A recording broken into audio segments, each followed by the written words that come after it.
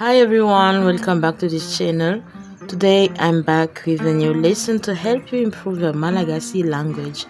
I wanted to teach you some useful phrases for the market, but first you need to know that the arrière is the local currency. Most people speak in arrière, but some still speak in FMG, which is the old currency. So this complicates things a bit.